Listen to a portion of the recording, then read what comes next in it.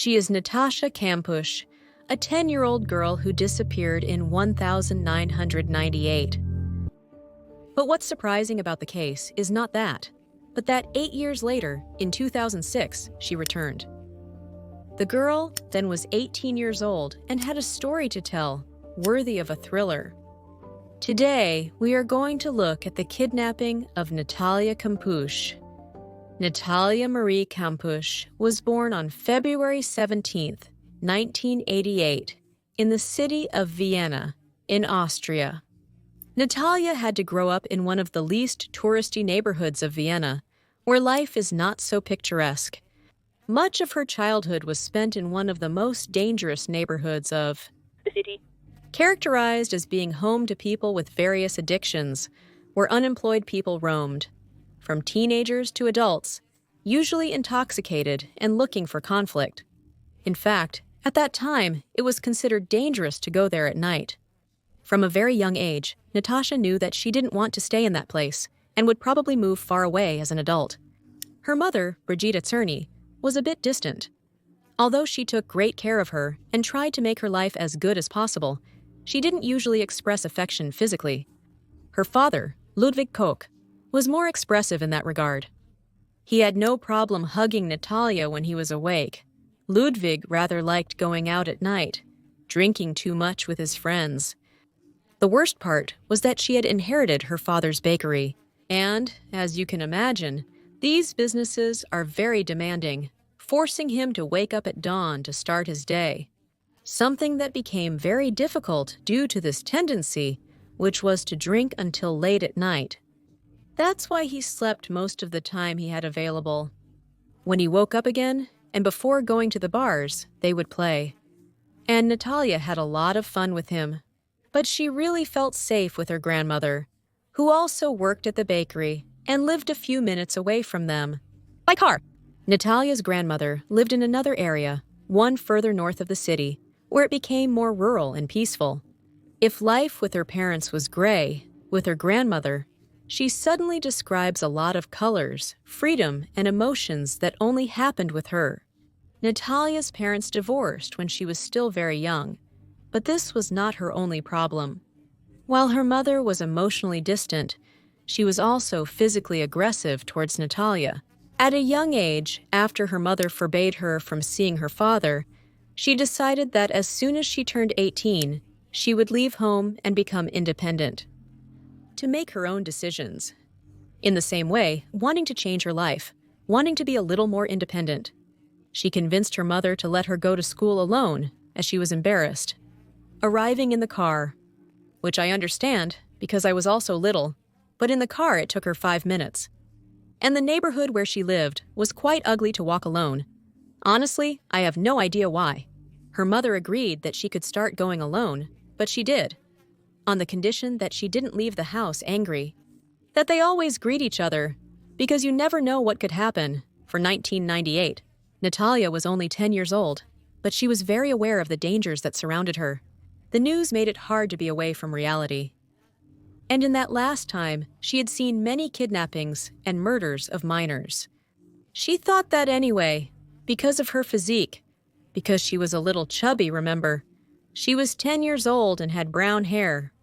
She wouldn't be a good target for kidnappers who wouldn't want to take her, because she had these characteristics that were so different from the rest of the cases. Unfortunately, Natalia was very wrong. March 2nd, 1996 was the first day that Brigitte allowed her daughter to go to school alone. Natalia perceived this as the first day of her new life, leaving behind everything she didn't want. She felt that she was not treated well at home and wanted to start detaching, to distance herself a bit from all those childish things that she felt made her less independent. So, Natalia, would you go the whole way this morning to elementary school? Extremely excited, she left her house in the morning and headed to school, but she never made it to the institution nor returned home. It was when Brigitte came home from work that she found herself at the school door without her daughter. She wasn't there, and until that moment, no one had been able to tell her that she hadn't arrived. Brigitte didn't know that Natalia had crossed paths with a van on the way to school. That morning, Natalia had left her house, had started to walk, and suddenly felt a lot of anxiety. Suddenly, she realized what she was doing and how big the buildings were and the amount of people that were on the street. Even so, she kept walking, and on that path, on a very quiet street, she came across a white van. Clearly, being 10 years old and knowing everything that could happen to her, she gathered courage and thought that walking past the van and the man standing outside would be a challenge to start maturing. But as she was walking past the man, he grabbed her, and within a few seconds, he had her inside the vehicle, without her even being able to utter a word about it. I think, and yet everything inside me was just gray. I intervened in her perfect choreography. I should have defended myself because the next day I had a black eye. I don't remember the pain that blow caused me, only the feeling of paralyzing helplessness. At that moment, Natalia knew she was going to die. Perhaps that's why she felt free to talk to the kidnapper and ask him some questions. In fact, the first question she asked him while they were driving to some unknown place was, "What size shoe do you wear?" This came from the fact that the girl had seen on television that these details would be helpful in an investigation. Obviously, he didn't answer. She also asked him if he would sexually abuse her, but he told her that she was still too young for that all he would do was hand her over to other people and completely dissociate himself from the case. He took her to a forest while trying to talk on the phone with someone who, apparently, was not answering. In fact, no one came to pick her up, so he told her to stay still and took her to another location. There, he made her get out and surrounded her with a blanket so she couldn't see. When Natalia realized, she was in this man's arms, going downstairs with him, until they reached a place that was typical of a kidnapper, a kind of ugly basement with a fold-out bed on the wall and a toilet without a lid, accompanied by a smell that she didn't like at all. The kidnapper left her alone for a while to go get a mattress from his apartment in Vienna. We know this because he literally told her. Natalia told him she would rather stay in that apartment, but he refused. In reality, what she wanted was not to be alone, because she was clearly scared. I repeat, she was a 10-year-old girl who barely knew her surroundings, who suddenly found herself with a stranger in a damp basement. That long while she was alone, she thought about the possibilities she had to kill him. Where should she aim, and how miraculous it would be for others to see her come back from that situation. Clearly, this was quite impossible. She had no weapon. She was very small and largely defenseless. The kidnapper had asked her what things she was missing. He treated her as if it was a hotel. She asked him for some bathroom items, like a toothbrush and toothpaste. When he returned, the man had brought everything, including some chocolate snacks that Natalia had been forbidden to eat because her family thought she needed to lose weight. Clearly, even though she wanted these snacks due to the situation, she couldn't eat. She could barely get a cookie down her throat. It was at that moment that Natalia perceived the first indication that her kidnapper was not mentally well. She asked him to leave her backpack. She didn't want him to take her belongings, but he interpreted this as a move, as if Natalia was trying to keep him away from this backpack because she had some transmitter with which she could ask for help. She clearly didn't understand him, as it was 1998 and such technology didn't exist. Even less so if it's going to be in the backpack of a 10-year-old girl. That first night, Natalia unintentionally changed her mindset in order to cope with the situation. She wanted normalcy, and that's what she asked of her captor. She asked him to tuck her into bed, read her a story, and give her a goodnight kiss, just like her mom used to do. He, for some reason, went along with it and pulled out a book that Natalia had in her backpack to read to her. He gave her a kiss on the forehead, tucked her in, and left a light on so she could sleep well. This issue of the light being left on soon became a means of torture. She had asked him to keep a light on because she was afraid of the darkness in that basement where he had her hidden. But day after day, the light became a constant medium that did not let her brain process the difference between day and night. This was coupled with a fan that remained on in the ceiling, making the same noise over and over and over again, incessantly. We must also take into account to understand a bit of this story and what Natalia experienced. Personally, that she knew a lot about what was happening from the news. She knew there were kidnappings of minors, of girls, and why they were taken. She knew what child pornography was, and obviously, that was one of the first things she asked the kidnapper. That's where the question came from, because she always, from the first moment, had the idea that she was going to die first, that they were going to kill her, because that was the result of all the news she saw, and that they were going to sexually exploit her. The kidnapper took advantage of these types of stories to make Natalia even more afraid. On the other hand, the girl's mother was terrified. The woman went to the nearest police station to report her daughter's disappearance. But, as we have seen in other cases, the police didn't pay her much attention. Even when Natalia was 10 years old, the police officers downplayed the fact that the girl had not gone to school or was not at home. They said she was probably angry with her mother and had decided to scare her on purpose, skip her classes, and not return home as punishment. While Natalia was not happy with her mother, she was still a minor who had not even reached adolescence. The ease with which anyone could take advantage of the situation was too great to simply not look for her. The next day, the woman returned to the police station with her ex-husband, and there they began to take the matter more seriously. Police, volunteers, and dogs began the search, without having an exact place to go. The media began to investigate the family's behaviors, and the fact that Natalia left home without saying goodbye. Interpreting that, obviously, she had left home of her own free will, trying to escape from her own mother. All the theories they could write were not much use other than blaming the parents for their daughter not being with them. But that part is obvious. That Virgitta let her go to school alone was something that couldn't be changed and had facilitated her disappearance. But it wasn't the reason Natalia left. While all this was happening outside, the kidnapper kept Natalia captive in that windowless basement he had made especially to hide sounds. It only opened from the outside. But his attitude was strange, or at least different from what one would expect from a person who took a child. In Natalia's own words, it was as if she had been given a nephew unexpectedly. As if suddenly he had to take care of someone else without him wanting to. One of those days when he brought Natalia breakfast, she could see that he had gone to buy a croissant from a bakery in Strahov, because of the paper it was wrapped in. He didn't seem to be concerned about being meticulous. In that sense, he didn't care if Natalia knew where he was.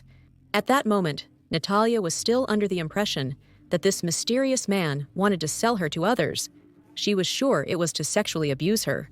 He claimed over and over to be in communication with these people, but certainly the stories he told her often didn't make sense. Even at her young age, she realized that there was something strange about him. It wasn't just perverse, but something else was wrong with him. Natalia decided to write a letter to her parents. The reality was that the kidnapper kept giving her things to make her more comfortable and had returned her school supplies. So she decided to write, leaving some clues that she hoped her parents would decipher. To find her, she tried to convince her captor to send it, until he finally said yes. The next day, the man came back with a cut finger, saying that one of the people behind her kidnapping had fought with him and destroyed the letter because he didn't want her to contact her parents. We can understand what really happened. But for the 10-year-old girl, it was as if the fictional captors became even more real, even though she couldn't see them. It also gave this man a title of someone who cared about her, who wanted her to be comfortable, or, as best as possible, within this scenario, before handing her over to the other cruel captors. In fact, the kidnapper fulfilled her wish to have a computer. He brought an old PC with very little memory to the small room, but it could read cassettes with games. Something Natalia could use to entertain herself and even play with him on the split screen. During the first week, the kidnapper gave Natalia a small oven and an electric burner for her to heat herself. a bit of food. At first, she was glad for the little bit of independence this gave her, but she soon realized that she knew nothing about heating food or cooking it. And that's when she started missing her mother again. Outside, 3 days after her disappearance, the police stopped the search, mainly because they considered her dead, so they had to move on to finding her body. So there was no rush. There were too many pseudo-witnesses who contacted the police station from different points on the map to say they had seen her. There were also people asking for money for a ransom that didn't exist. Shortly after Natalia's parents arrived at the police station, a 12-year-old girl arrived accompanied by her mother. She had seen that morning how 2 men were putting a younger girl than her into a white van. She remembered some details of the vehicle's license plate, such as it started with G or GF, which meant that the vehicle came from Ganzerdorf in the Lower Austria area. This was key to the investigation, but the officers didn't believe it. Important. It took some time for them to decide that it was indeed true and, moreover, very important. From this, approximately 776 white vans, similar to the model that the witness had described, were located and reviewed. Among the vehicles investigated was that of a man named Wolfgang Pricklepil, a communication technician who lived in a small town very close to Ganzerdorf, where his car's license plate was from. When they questioned him, the man claimed that the morning Natalia Kampusch had disappeared. He had been at home alone all that time and had not gone out all day. The confidence with which he gave his statement made the police discard him as a suspect and instead focus on investigating other people. Did Wolfgang have any kind of witness? No. Did he have any real alibi? No. But well, there were 700, almost 800 vehicles to check, so they just stuck with it. He doesn't seem bad. We keep going. During the first weeks after Natalia's disappearance, the police explored different possibilities. Like, for example, that the girl had been kidnapped to use her organs in the black market, or to make her part of a human trafficking network. They even came to think that her disappearance could have something to do with the serial killer, Michel Fourniret, who, although he had been identified, had not yet been able to be arrested by the police of that country.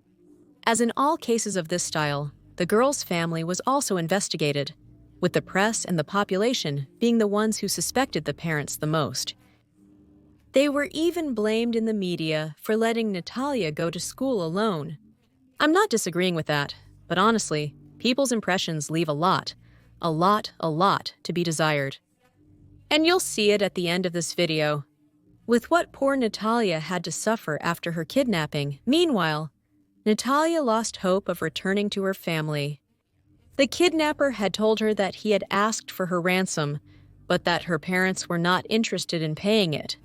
After a few days, he said it was useless, but since she had seen his face, he couldn't let her go, so she would stay in that basement.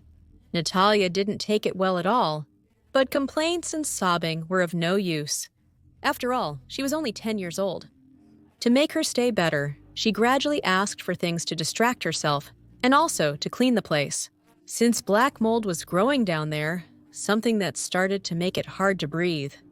In addition to the computer, Natalia got a television with several video home system tapes of shows like Alien Lifeform or movies.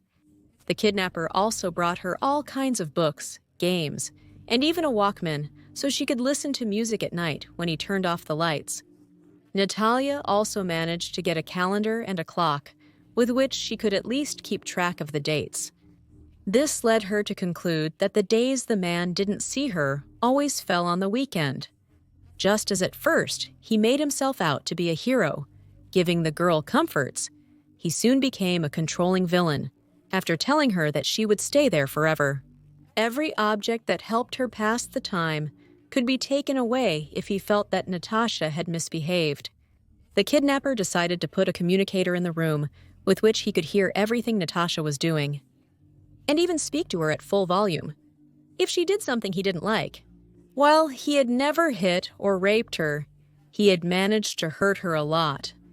Natalia had started to live like a slave, who, at times, for what he called disrespect, almost starved to death. As for the physical, the kidnapper was not looking for something sexual with a girl.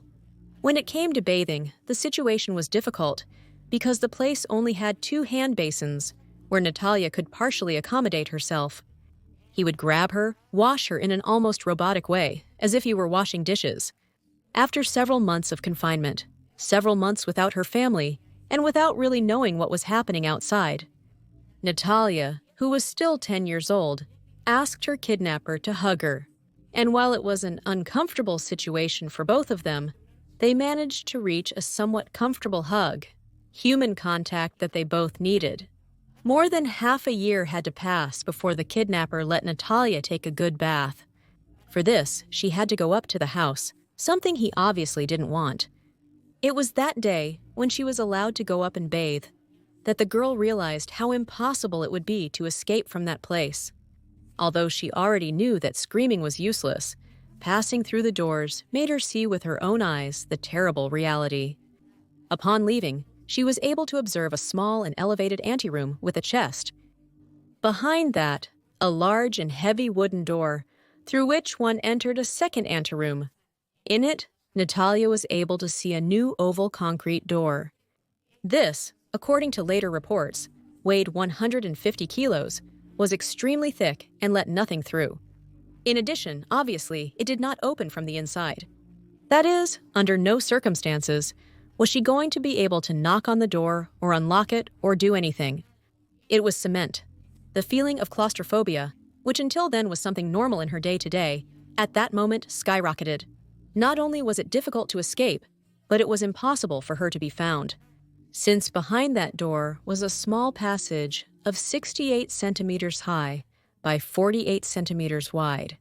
After crouching down and going through all that way, she found herself in a car assembly pit. Next to the hallway, there was a wardrobe and a safe that were slid to the side to reveal that entrance. That is, it would be impossible for anyone to imagine that all of that was inside the house. Even if the police came in to check, it would be a coincidence if they just happened to move those pieces of furniture. Furthermore, to get to the assembly pit, there were some wooden planks on the floor that had to be lifted first in order to pass. Imagine the following is a garage used as a workshop. There are some wooden planks on the floor, which truthfully are very hard to notice at first glance. But when they are lifted, there is that assembly pit that serves as a second workshop for storing other things. Something that is normal, all things considered. That would be like the basement of the house, so to speak. A normal person would interpret it that way. And that's it. No one would imagine that down there, moving a safe and a wardrobe. There would be a hole through which to go further down to a real basement. Natascha understood that she was extremely alone, and that from the situation she was in, she was never going to leave that house. The kidnapper told her that he would hurt her if she screamed, and that the doors and windows were covered with explosives. The house seemed big to her, but it was relatively normal. All the curtains were closed, and what really stood out was that darkness. The kidnapper waited for her to undress and get into the bathtub full of bubbles, something that Natascha couldn't enjoy for long, as the man didn't let her. She still wasn't sure who else lived there. He always talked about the others who kidnapped her, and she didn't know if they were real or if the kidnapper's family was involved in what he was doing. Again, more time passed until the kidnapper showed intentions of helping Natalia live better, deciding that he would reorganize the dungeon. The girl was able to choose decorations for the place, what color she wanted the wall, and the man built her a mezzanine to put a mattress, where she would sleep a little more comfortably, although with the noise of the fan closer. Obviously, there were no windows, so she had to endure the chemical smell of the paint, but at least she had the same color on the wall as in her room. In her family's house, the first year away from her family, Natalia celebrated Christmas locked up. The incredible thing about all this was that the kidnapper helped her decorate and even got her the gifts she asked for. Among them, another computer to study, as she didn't want to fall too far behind in case she escaped. She didn't tell him that. He really enjoyed celebrating things frequently. From this point forward, every time a special date approached, he enjoyed giving her gifts. Natalia enjoyed doing all the holiday decorations. She really liked that. The kidnapper wanted Natalia to erase her previous identity, often telling her that her family didn't love her and that he had rescued her. There was something in all of that that comforted her, and it's a detail he didn't know, because that morning when he kidnapped her, Natalia was wishing to die. At 10 years old, her last thought before this nightmare was that she wanted to throw herself under a car. Maybe if she did that, her mother would show a bit more interest. Maybe she would cry. She didn't see him as a father or anything like that, but she did like the idea of not being part of a family where she was treated poorly or had a bad time. This, she admits years later, is very contradictory, given that the kidnapper had stolen her freedom. Although it's also very possible that she was drawing any kind of positivity from her situation. An example of something she took as positive was sewing. The man had given her a sewing kit and a few other things to keep her entertained, while Natalia thought of it as an object for crafts, and then to give them to her parents when she returned. She also discovered that, at last, she could learn certain forms of sewing that no one had had the patience to explain to her. These types of elements were a comfort to her, who didn't have much else to hold on to. As a gift, she also received dolls that she could make clothes for and as fabric to sew. The kidnapper brought her the same shirt that he wore on the day of the events. Natalia found something paradoxical in her kidnapping. There was a change in her that, beyond the trauma, was for the better. Before the event, she used to wet the bed while sleeping. It happened too often, and her mother was fed up, even resorting to hitting her because she didn't understand how to make it stop. Since the kidnapping, Natalia hadn't done it again. By 1999, a year had passed since the kidnapping. The man decided that Natalia needed another name, a new one, so they decided it would be Viviana. That same year, he led her out into the yard. After such a long time, Natalia was able to see grass, sky, and feel the wind on her face, instead of the pain of confinement she had every day. All that time, Natalia had never been able to see herself in a mirror. So when that year her kidnapper gave her a first aid kit, she was finally able to see her reflection and found herself unrecognizable. During her years of confinement, she could see time passing as she began menstruating and going through puberty. Her mother had already talked to her about these changes, so she wasn't worried. But when she told the man, she asked him for the things she needed, which she knew were required for this. It was clear that the kidnapper had not lived with a woman in that way, at least. And he wouldn't let her sit on the furniture in the house. He always put some cloth or something in between. I guess he had no notion of what happens when a woman menstruates, but he didn't like it at all. With these changes, Natalia also began to experience what he said were her duties as a woman. Now she had to accompany him upstairs in the house with the chores, serve him, so to speak. After 2 years, the kidnapper began to renovate the upstairs floor, an attic that was there, which was not in use, wanting to make it a space where one could live.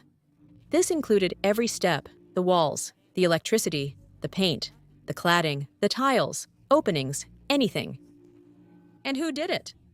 Well, he didn't want any strangers working in his house, so he took advantage of the help, in big quotes, from the girl, who at that time was 12 years old and lived with him. Let's see, she was developing, but she didn't have the strength or the knowledge to be there. And yet, anyway, she had to do it. Her muscles grew little by little, and at least she could move more, which felt good to Natalia. At the same time, it was there that he began to get more angry about the number of mistakes she was making, which, obviously, were inevitable. It was then that he began to hit her, causing all kinds of blows and wounds, throwing things at her, whipping her, punching her, calling her useless. On every possible occasion, he began another level of torture. When the physical abuse started, Natalia didn't understand what was happening, because up to that point, the kidnapper had kept quite distant physically. And that he suddenly treated her so badly, and it was the only thing she knew. She had nowhere to escape to. It made her unable to react. She didn't know what to do. So every time he hit her, she cried, resisted as she could, but mostly she stayed still. At 14 years old, it had already been 4 years since her kidnapping. Natalia got tired, and the paralysis she felt turned into action, but not against him. On one occasion, when the kidnapper was going to hit her, she raised her fist and hit herself in the face over and over again. Even when he told her to stop, she forced him to watch as she hit herself. 2 years later, at 16 and with a more developed body, she managed to hit him in the stomach, and to the man's surprise, she did it again. Although they were very weak blows, and he was definitely stronger. Even so, she had rebelled, even if just a little. I'm going to stress again that Natalia was 10 years old when she was kidnapped, and by that time, she also had a hatred for her body. She saw herself in a very negative way. She saw herself as fat, completely ignoring that it was the normal development of her body. Precisely, the family had already imposed restrictions on her. We must also remember what time it was. In the 2000s, the fashion was to be thin, but thin. Not eating, not maintaining healthy habits, eating vegetables, going to the gym, no, thin. It caused many problems with anorexia, which are still very prevalent to this day.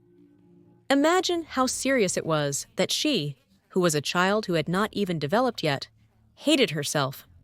And the kidnapper took full advantage of this. He started to bring a scale and measure her every week, telling her she was too fat and helping her lose weight. At first, since she also wanted to lose weight, she didn't mind this idea. But over time, the issue of food restriction began to turn into a weapon against her. I don't think it's a surprise, moreover, that the kidnapper was a fanatic of Hitler, who thought that what this man had done was right and more than justified. Even having in his library the infamous book Mein Kampf, he was also racist and, as usually happens with this type of people, he wanted from the bottom of his heart to believe that he was a member of a superior race, which, in a way, he achieved by having Natascha as a slave. Another one of the kidnapper's strange rules had to do with the girl's hair. Obviously, after a few years, her hair grew and fell onto the floor. And now that he let her be upstairs in the house, she couldn't go, because for him, it was evidence. So he forced her to tie her hair, to put on a cap or a bag over it, which caused her a lot of itching. It was very uncomfortable. And one day, Natalia got fed up and fulfilled the man's wish. She shaved her head with scissors, pulling out tufts until she was almost bald. The next day, when he saw this, the man helped her finish the job with a machine. Finally, she had no hair anywhere on her body. From that moment on, he also forced her to work in the house half naked, something that surely fed the kidnapper's ego. He liked to humiliate her in that way. He also did all this to prevent her from escaping, assuming that she would not dare to go out on the street like that. And it was true. Natalia was very worried about what other people might think. If they found her like this, asking for help on the street. In the 2000s, when the case was cold for the rest of the world and no one was talking about it, at least not on a massive scale, the kidnapper gave Natalia a radio, another element that kept her sane. Another sign that the world outside continued functioning. Sometimes she wondered if what was happening was real, or if everything around her was nothing more than a model created by the people who had her there. Something that the kidnapper reminded her of every so often, he continued with that story, telling her that there were other people behind all of this. Natalia spent years locked up, gaining freedoms and wanting to understand her kidnapper. Not all moments were completely terrible. She understands that, after all, this man was also a sick person or with serious mental problems. But not because of the kidnapping, but because of the fantasies he used to have, or his erratic attitudes, the way he spoke, his obsessions, and his paranoia. In one of her books, she explains that there is no such thing as black or white, good or bad, but that people are gray. and she rejects Stockholm Syndrome as the explanation for her attitude towards everything she had to go through. People who do not understand the complexities of imprisonment deny me the ability to judge my own experiences by uttering two words: Stockholm Syndrome. Stockholm Syndrome is a term used to describe a paradoxical psychological phenomenon where hostages express adulation and have positive feelings towards their captors that seem irrational in light of the danger or risk the victims run. That's what the textbooks say. A labeling diagnosis that I emphatically reject. It makes victims into victims for the second time, by taking away their power to interpret their own story and by turning the most significant experiences of their history into the product of a syndrome. The term places much closer to being objectionable the same behavior that significantly contributes to the victim's survival. Approaching the kidnapper is not a disease. Creating a cocoon of normality within the framework of a crime is not a syndrome. Quite the contrary, it is a survival strategy in a no-way-out situation, much more faithful to reality than the generalized classification of criminals as bloodthirsty beasts and victims as defenseless lambs that society refuses to ignore. In the year 2000, the kidnapper told his real name to Natascha Wolfgang Pricklepil. She already knew it from the letters he had made her sort at home, which were in his name. She also knew the name of his mother, the person who came to the house every weekend, cleaned, ironed, and cooked, but had no idea of the younger one's existence. Wolfgang's mother was the reason why. He was not present throughout the weekend. Clearly, she could not find out what was going on. Natalia was sure that he had no intentions of letting her leave there alive.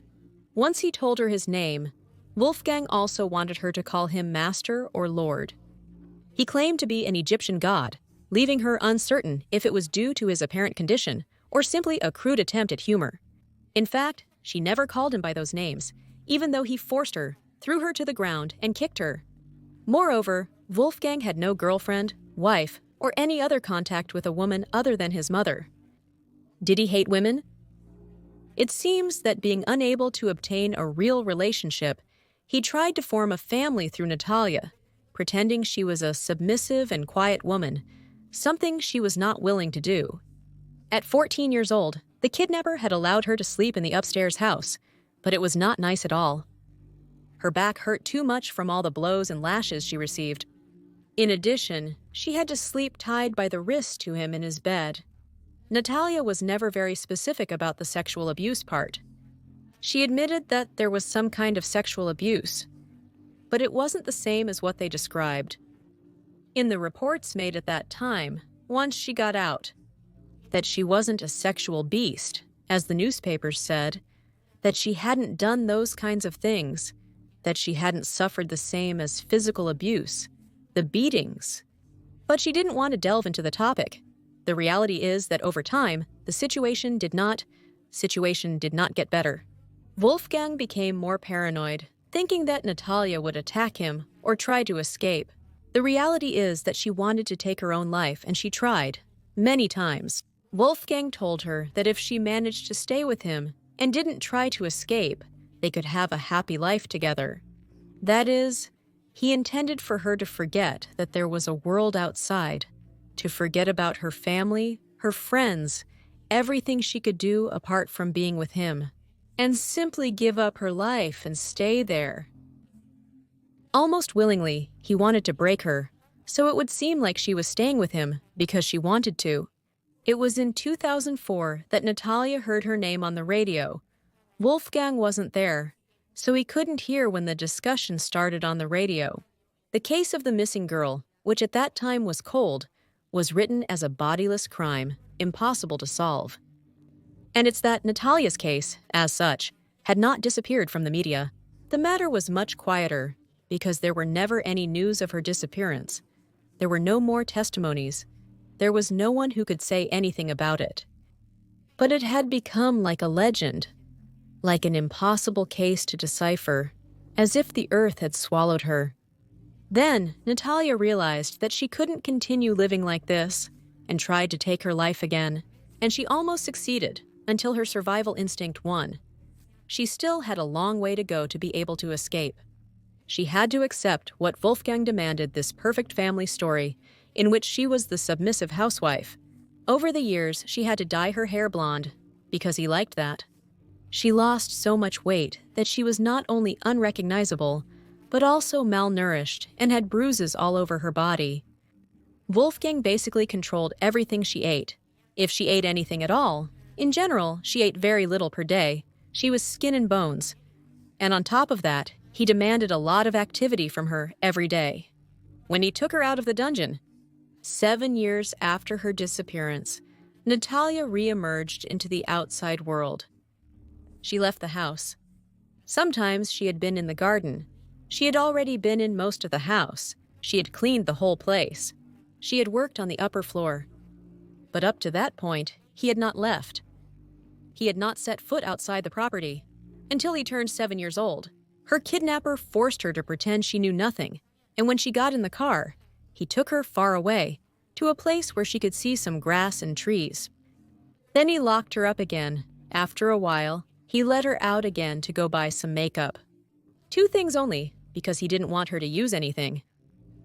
She wanted to look like the teenagers in the magazines she read in solitude, in the dungeon, which was her home.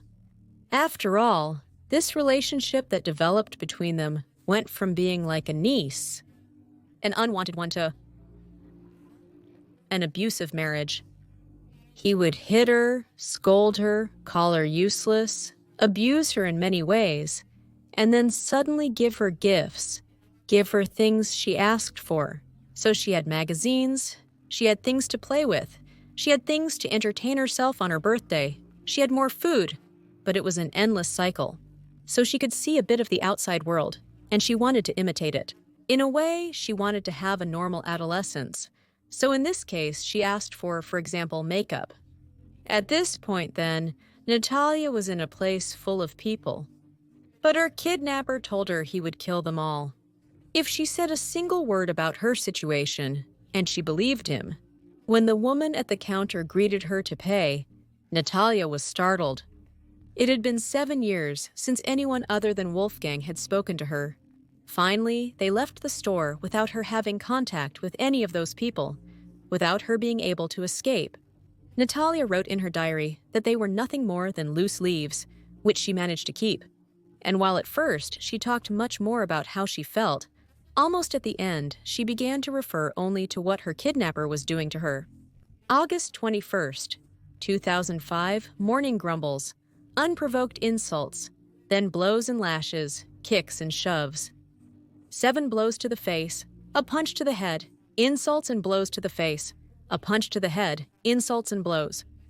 Just breakfast, no cereals, then darkness below, no discussion, stupid manipulative statements. And once, scratching my gums with his finger, holding me and pressing me with his chin and strangling my neck. August 22nd, 2005. Punches in the head. August 23rd, 2005. At least 60 blows to the face, 10 to 15 punches to the head that caused me severe nausea. 4 slaps with his flat and fierce hand on the head. A punch with all his strength in my right ear and jaw. My ear turned black. Strangulation, a strong uppercut that made my jaw crunch. About 70 blows with his knee, mainly in my coccyx and my butt in the face. 10 to 15 punches to the head that caused me severe nausea. 4 slaps with his flat and fierce hand on the head. A punch with all his strength in my right ear and jaw. My ear turned black. Strangulation, a strong uppercut that made my jaw crunch. About 70 blows with his knee, mainly in my coccyx and my butt. Punches in the lower back and spine, in the ribs and between the breasts. Blows with a broom on the left elbow and on the upper part of the arm. A heap, brown-black in color, as well as on the left wrist. 4 blows to the eye that made me see flashes of blue light, and much more. Wolfgang kept taking her to public places. She had promised herself to ask for help, but she couldn't. She tried to look at the faces of the people passing by, but within seconds they began to look at her differently, like apathetic. Natalia didn't know what to say. If she asked for help, Wolfgang would simply say, "Sorry, she's my niece. She does this all the time. She needs her medication." At that point, outside the house, technically, in practice, she was already free. Literally, all she had to do was let go and go home, or, in this case, to the police. But she couldn't. She was trapped on such an intimate, psychological level that she couldn't even ask for help, or realize that in reality there was no way he could take her back, unless he forcibly put her in the car, in front of everyone. During one of the outings, Wolfgang was stopped by a police officer to check the car's papers. Despite Natalia having him by her side, she couldn't do anything. While there was a chance they could be rescued, there was also the possibility that the man would step on the accelerator and crash them into a wall before being caught. What Wolfgang wanted most was that feeling of being a family, of a woman admiring him and telling him how great he was. So he came up with the idea that they would go on a skiing trip, something that sounds totally ridiculous for a kidnapping. But that, in the end, was necessary to confirm that Natalia would not expose him and that she was already part of his fantasy. She didn't want to go. These outings overwhelmed her, and she couldn't escape, nor did she want to live such a beautiful experience with him. Upon arriving at the mountains, Natalia tried to enjoy every moment of freedom, but she was fatigued. She didn't eat. She weighed very little. She didn't have any fat either to withstand the low temperatures. All the clothes were too big for her. Even the extra small was too big. And he didn't want to spend any more money on her, and he told her so. So he only bought her the bare minimum, which is why Natalia was having a really hard time. It was that day, during that trip to the mountains, that Natalia met someone else and had the opportunity to talk to them. It was when Wolfgang let her go to the bathroom in one of the cabins that, coming out of one of the stalls, she ran into a blonde woman. And was it just the two of them? At that moment, Natalia mustered the courage to speak, but only a squeak escaped her lips, an unintelligible, small word. The woman smiled at her and left. This terrified her. One of her biggest fears had come true. In fact, the woman was a tourist and didn't speak the language, but of course she didn't know that. And she interpreted it in a way where she basically couldn't talk to anyone because she wouldn't know how to ask for help. Natalia returned to the dungeon that same night. During that time, Wolfgang bought an apartment to remodel and then sell, and obviously, he used what he had as cheap labor once again. That is, he made Natalia travel there in the van, in which he had kidnapped her, and began to fix the place. She was watched all the time. He never left her side. He didn't trust that she wouldn't try to escape. And he made her work all that time again, doing all the installation, of everything you can imagine. They both did all the work. During that time, the hours she wasn't working, Natalia received more and more blows that seemed to last hours. Wolfgang hardly let her answer anything, and he was becoming more and more irritable every day.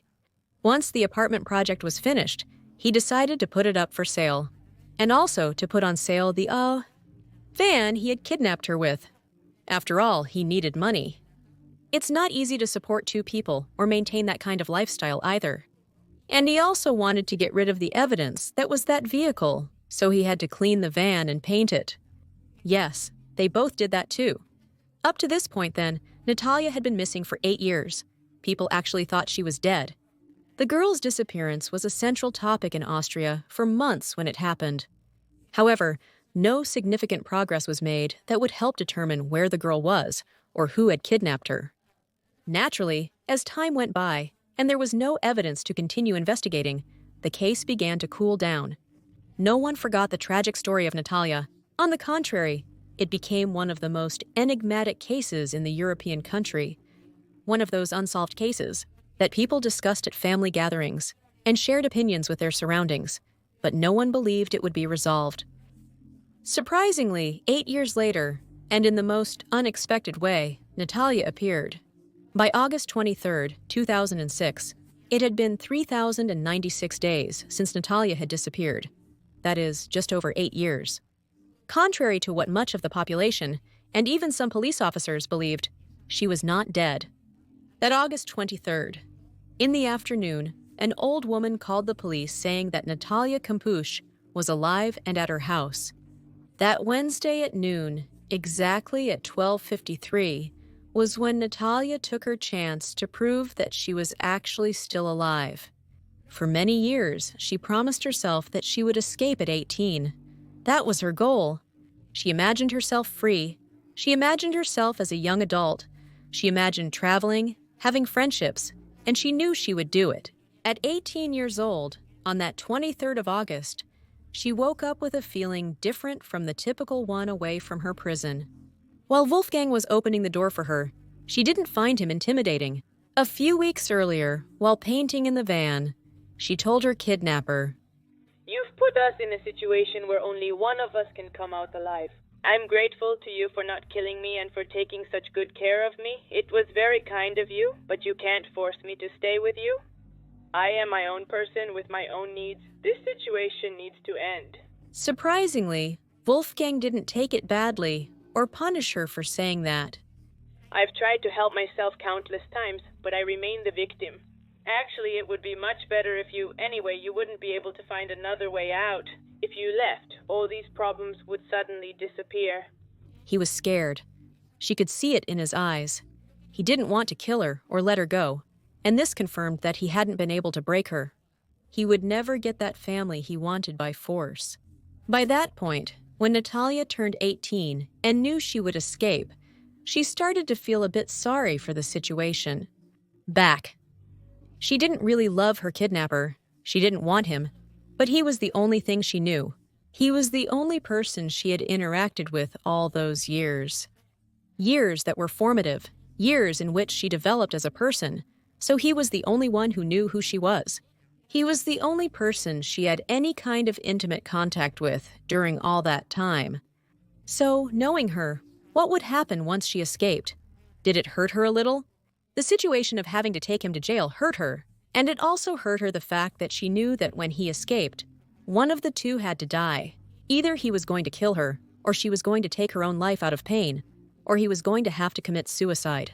That was the logic that prevailed in the house. In fact, Natalia told him, "Don't worry. If I leave, I'll throw myself in front of a train. I would never put you in danger." Because really, when she saw that he was scared, when she saw his transformed face, she wanted to leave him alone. She wanted to tell him that she wouldn't reveal what he did. Then, as if she was giving him the chance to escape, on August 23rd, Wolfgang made her go out to the garden to clean his vehicle. The van, which was about to be picked up by its next owners. They had been doing it for a while when Wolfgang's cell phone rang. By that time, Natalia was vacuuming the car, so even though he tried to answer the call right where they were, he had to move away to hear what they were saying to him. It seemed like good news, because he was absorbed in the conversation. Wolfgang had left the backyard gate open. After all, that call was not in his plans. And besides, he thought either she was completely away from his goal, his fantasy, or she would stay there, regardless of whether the door was open. It seemed to be a day. Decisive. Natalia saw the opportunity. She was paralyzed by fear, but a voice in her head told her to act. As if he were a complete stranger. He is a kidnapper, and she needed to run immediately. "Run, Natalia!" She left the vacuum cleaner. She dropped it quickly and started to run. Her lungs were screaming, and she felt footsteps. She felt Wolfgang's breath on her neck. Was it her imagination? She didn't turn around, so we don't know. She kept going without really knowing where she was heading until she saw people. 3 people, 2 adults, 1 minor. Natalia had tears in her eyes. She asked for help, for them to call the police. They looked at her, apologized. They didn't have a phone and they left. With every outside interaction, she confirmed her fears. What if they didn't believe her? It didn't matter. She decided to keep running. She jumped into someone's yard, then into another neighbor's, rang doorbells until she saw an old woman with the window open. She quickly ran and asked her to call the police. The old woman didn't understand anything. She told her to get out of her garden. What was she doing? And she screamed that she was Natascha Kampusch and that she had been kidnapped. The lady at first didn't want to know anything. She doubted a lot, but finally told her to wait outside her garden and went to call the police. The officers arrived a bit late. They got out of a patrol car and ordered her to put her hands in the air. She told them with her hands in the air, as if she were a criminal. Who was she? The police asked her year of birth, how she had been kidnapped, and where she had lived prior to the attack. Natalia, who after 8 years had already said her name 3 times, responded. everything with such accuracy that evidently made them doubt and feel that they could finally find Natalia Kampusch. They were unsure about believing her, but placed her in the patrol car. Besides, imagine what it was like. She was completely skinny, full of bruises. She was obviously unwell, so they had to help her no matter what. Her kidnapper's house was just a few meters away. She hadn't even run a block. Obviously, from the patrol, they communicated what they had found, and by the time she got to the police station, no one could believe it. Those who had worked on the case, those who knew the case, which, by the way, the group that was working on it had changed from the number of years that had passed, couldn't believe it. They saw her and many recognized her. Many had seen that girl's face so much. Even though she was super changed, they knew it was her. Others, right off the bat, asked for a DNA test. But there was a general commotion and a joy that they finally knew they had found her. They let her through, sat her in a room to give her testimony, and gave her a sandwich that she couldn't even eat because of her nerves. At that moment, she weighed 42 kilograms. The officers, for some reason, didn't think this was going to cause much of a stir. They didn't expect there to be much public attention, but they were terribly wrong. As soon as the press found out, they were at the police station's door. There were camera flashes everywhere, while a group of officers was in charge of calling their parents and taking their statement. Several police cars were sent to the address of Wolfgang Bricklopil to arrest him, but they found that the man was no longer there.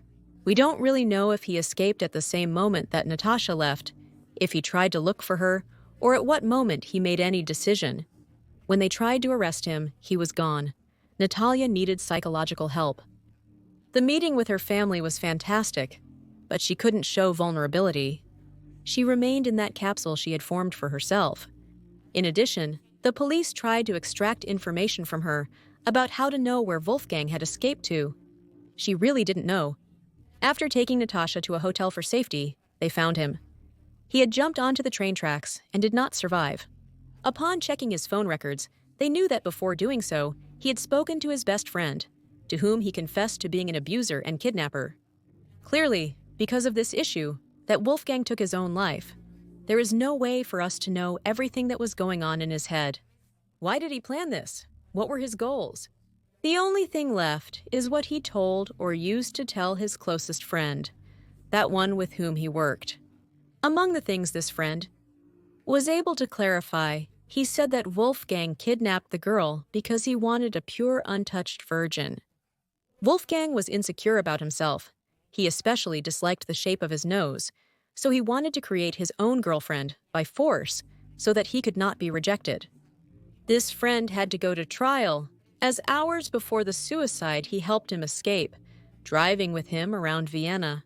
In fact, this friend, had met Natalia the last month before she escaped, and he told the journalists that she seemed happy helping to create this story, that Natalia was there of her own free will. In conclusion, it was determined that the kidnapper acted alone. Therefore, despite being his friend and having seen strange things, it was determined that he had nothing to do with it. At the same time, this person clarified that in reality, when he met Natalia, Wolfgang didn't give her any name, he didn't introduce her, and of course he didn't know that she was Natalia Kampusch. And the day she escaped and asked him for help, Wolfgang lied to him saying that he was escaping from a police check because he had been drinking, that he then recommended her to turn herself in to the police, and as he believed she was a correct person, that she was a good person, he thought she would get out of the car they were in and turn herself in. Hours later, she had to identify the body. While in a way the case had been resolved, there were still many questions left to answer. How had it gone unnoticed by the police investigation? How had no one suspected that sometimes this man was accompanied by a girl, and then a teenager? Where had he kept Natalia all that time? Things we know, but others fail to grasp. Most of those answers were answered when the man's house was filled, where they found that Wolfgang had built this kind of dungeon in his basement. As I already explained, a whole maze. The police handled the possibility that there might be a second kidnapper as the initial testimony of the 12-year-old girl, although no clear evidence of this was found, and Natalia constantly denied that during her years locked up, she had seen another man. The theory began to gain popularity that the girl was protecting a second criminal due to being a victim of Stockholm Syndrome. This theory was supported by many reactions she had had over the years. Like, for example, that distraught time she had shown when she found out that Wolfgang had taken his own life. As I told you, she felt pity for him. She saw him and did not hate him terribly, but even during his time in the dungeon, she had forgiven him. It was more a matter for her to stay calm herself, but it also produced a lot of pity towards him. So when she found out what he had done, she was heartbroken. Public opinion around her got even worse when the Austrian government compensated her with €1,000,000, which didn't improve when in 2008, at 20 years old, she started hosting a television program on the local channel Plus 4. Natalia slowly began to be demonized, even though she had been the victim of something horrible. They said she had voluntarily stayed with Wolfgang. It was said that she had never been abused, but had had consensual sex. And even that, she had ended the life of a supposed baby she had had with her kidnapper. Both the press and the police accused her of not telling the full story. How are they going to know that the story is not complete? Something that was recorded when Natalia decided to buy the house where she had been locked up to fix the garden. Some sources say that the house was actually granted to her by the state, but I couldn't confirm that. When asked what she was hiding and why she was acting so strange, the girl explained that this house was part of her life and had been the only thing she had known for A very long time. In 2009, by order of the president of the Constitutional Court, the case was reopened.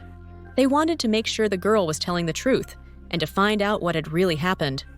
But the accusations that had been made against her caused greater damage. People insulted her on the street, attacked her both personally and online, and accused her of horrible things, like making money, with her story. Which really, why should they care? Since the woman, by then, had released the autobiographical book called 3096 Days, on which this video is based. What are their own experiences? I said this with the Andes, and I'm going to repeat it now. If something horrible happened to me, and I returned to the outside world or to life, whatever happened to me, and I returned to my normal situation, I would do it. Money. Who can take away your right to make money from your story? She had a hard time for 8 years. Her mental health clearly began to deteriorate, and Natalia, who suffered from anxiety and panic attacks, decided to step away from the public eye. During the case's reinvestigation, the reopening of 2009 did not have any significant progress, but in 2012, they tried again to clarify what were strange conditions for the Austrian police. On that occasion, the help of the Federal Bureau of Investigation and the German criminal police was demanded. Despite the fact that the president of the court hoped to verify that Natascha's kidnapping had not been perpetrated solely by Wolfgang, this third investigation determined the following. The investigation has shown that Wolfgang Priklapil, with almost total certainty, carried out the kidnapping alone. Since then, Natalia has published a new book, 10 Years of Freedom, where she focuses on how complicated her life has been after the kidnapping. She talks about how she feels people blame her for suffering from Stockholm Syndrome and that it's not like that. Nowadays, Natalia has imposed a kind of seclusion on herself. She lives in a rural city where she spends most of her time with her animals. Trying to ignore all the horrible things the world has to say and think about her. Imagine that since she was 10 years old, she has been idealizing what was outside. She wanted to live a normal adolescence. She wanted to travel the world. She wanted to be with her parents. She wanted to have a family. And she was always afraid that people would judge her. She was always afraid that they would see her in a bad light, that they wouldn't understand her story, that they wouldn't believe her. And she was right. She was right. At least I think that now, with the resurgence of her case on the internet, she had a vindication. People are getting to know the story more closely, which is why I also thought it was important to tell it myself. So that they know her, so that they know more about what happened to her since her own testimony. With that, we come to the end of this video. Share your thoughts in the comments below. And that's as far as we go. So here are the Patreons and channel members. Thank you for supporting me through those means. And with nothing else to say, here is a new video. Here is a recommended video. You can subscribe by clicking on my face and see you in another video. Goodbye.